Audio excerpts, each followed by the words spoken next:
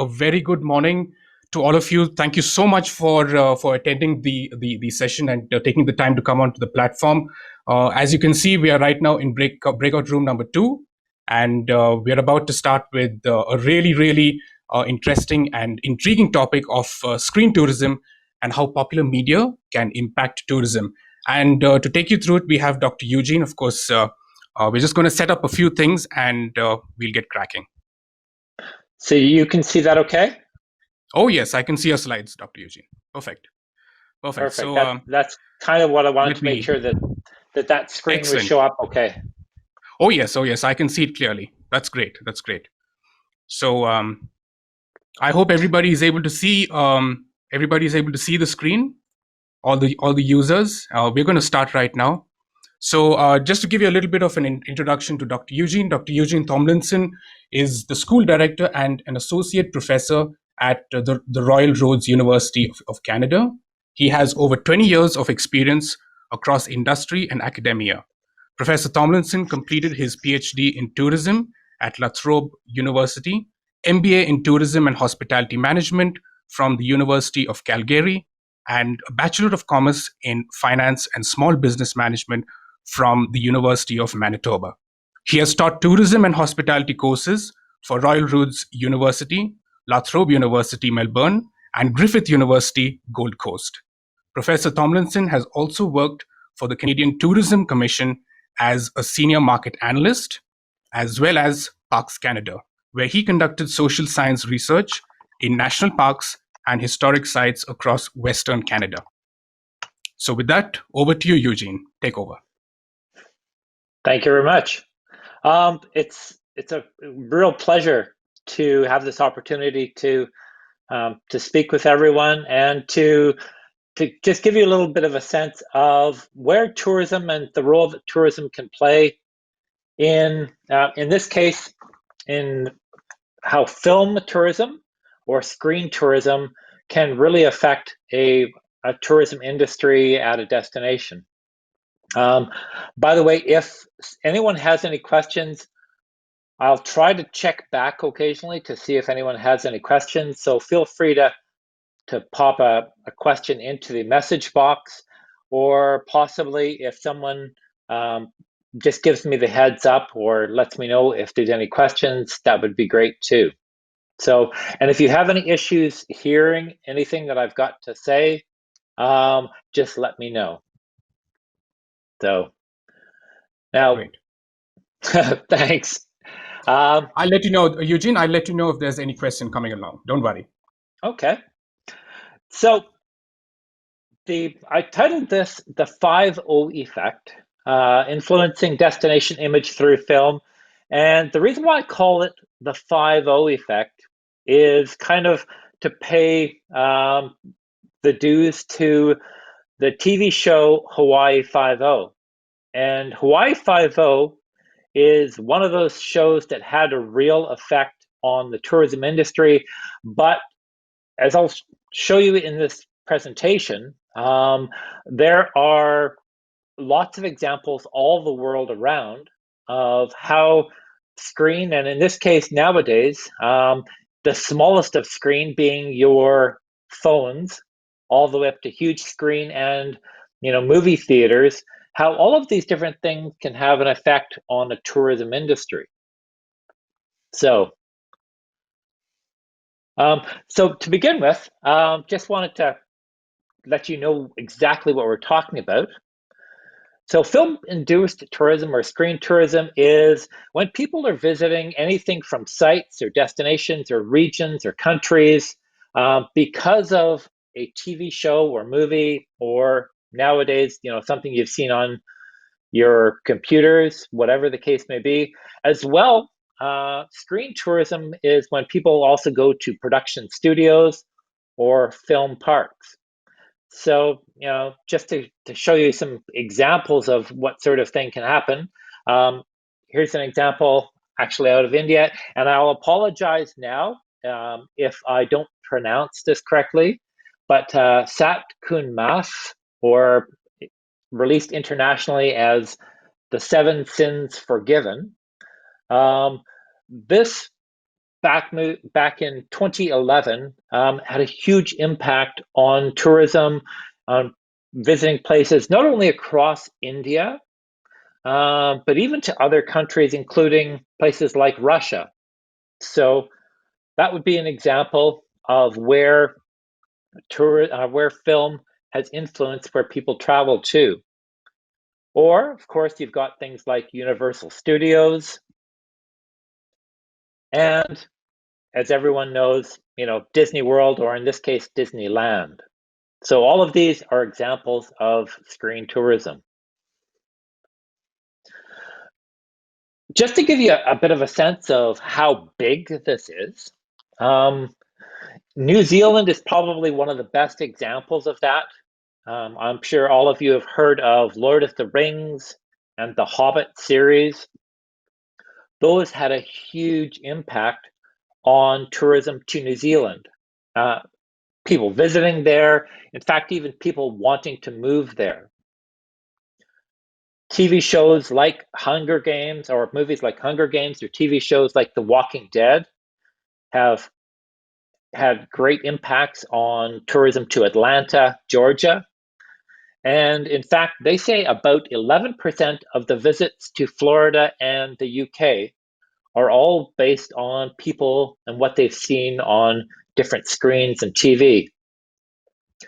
To make this maybe a little more relevant, within Indian film tourism, and Indian tourism is, or Indian film, as all of you know, is huge across the entire world. They suspect or predict, I guess this is prior to COVID, of course, but suspect would have been about $3 billion US for film tourism in India by year 2022, and upwards of over 1 million visitors coming to India just because of film tourism. It influences how people think about India and affects where people go and what sorts of things people do when they get to India. So it can have a huge impact on what sort of people you get and what they're doing while they're there. Um, just as a quick point, and possibly this might not make much sense, or many of you may not recognize this just because of, well, I'm probably a little bit older than most of you. But this is probably one of the very first, very famous destinations based on a movie. And that right there showed up in a movie called Close Encounters of the Third Kind. And not only did it have an immediate impact, but when they first released it into the theaters, a lot of people wanted to go visit that location. And then they released it on a videotape back in when we had videotapes. Again, I'm kind of aging myself. And then again, they had more people come when they released it onto DVD and into TV. So all of these times, people kept wanting to visit that location because of the this movie called Close Encounters of the Third Kind. That actual location is a place called Devil's Tower in Wyoming. Now, this might be recognizable to some of you, depending upon what sort of movies you like to see. But this was part of a very famous scene in Lord of the Rings, in the very first of the Lord of the Rings trilogy. So again, this was in New Zealand. Even more recent example, again, this might be recognizable to some people, or it may take actually seeing it on the screen with Game of Thrones. So all of these are examples of places, and this is a place called Minseta Tower in Dubrovnik, Croatia. just the very last one to bring it right back home to actually where I teach. This is Royal Roads University. That building there, right in the middle, is a place called Hatley Castle. But you may have seen it in things like the X-Men, the Descendants, depending upon whether or not you see some sort of Disney movies, or much more recently, Deadpool. And because of that movie, because of the movie Deadpool, we've had so many people actually come and do that exact same pose, like this, is the president of our university who actually laid down and did the exact same pose as Deadpool for an Instagram site. So these are all just kind of examples of where film or TV, things like that, have had a real impact on tourism industries, where you can take what seems like a very lonely, desolate road out in, kind of in the middle of nowhere, and it becomes famous because of Forrest Gump.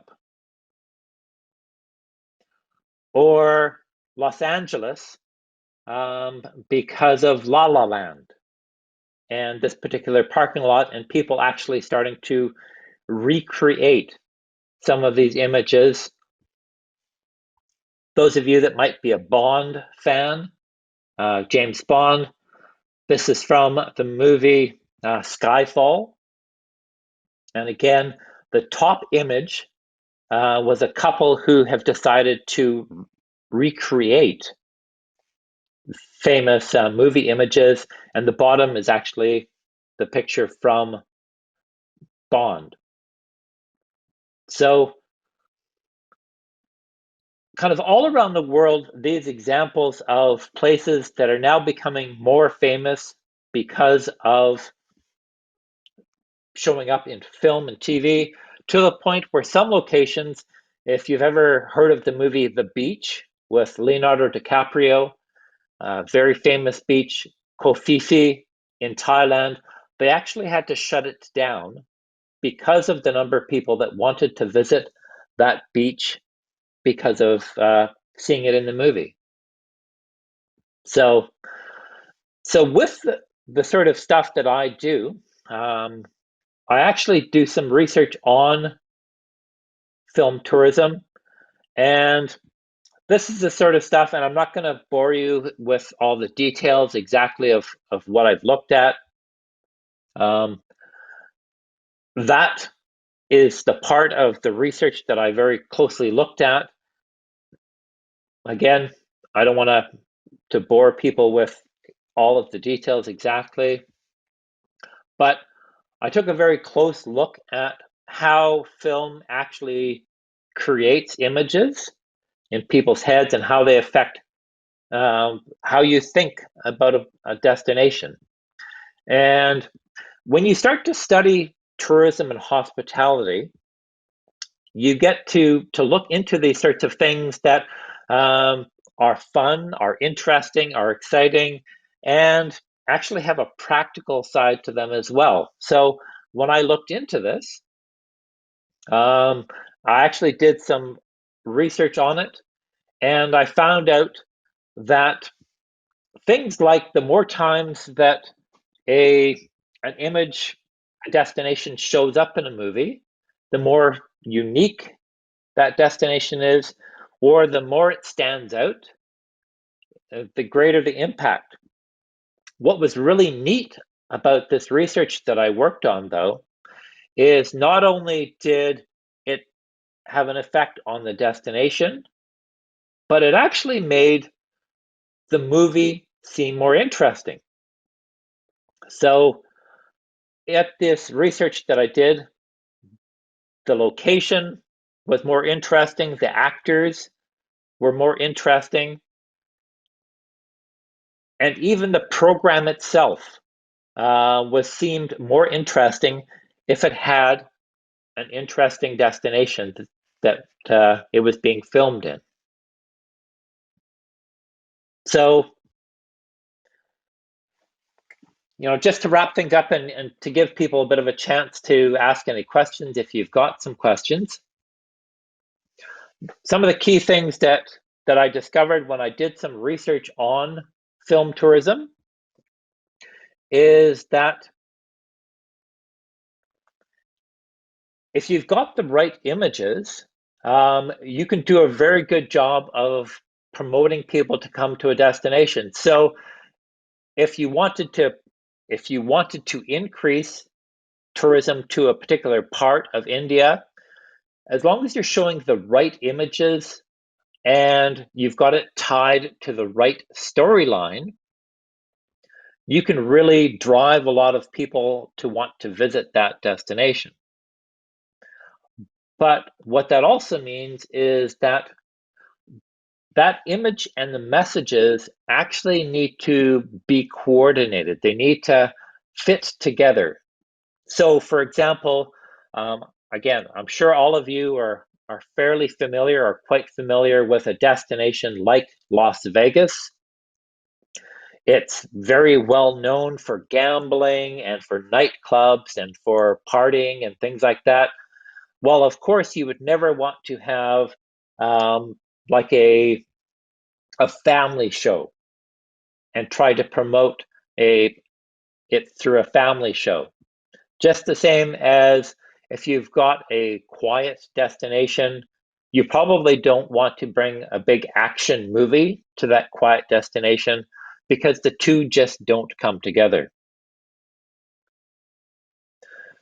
Again, like I was saying earlier, the more that destination stands out in the movie, the more it's connected to the movie, the more times it shows up, the bigger the impact there will be on that destination and on the movie itself.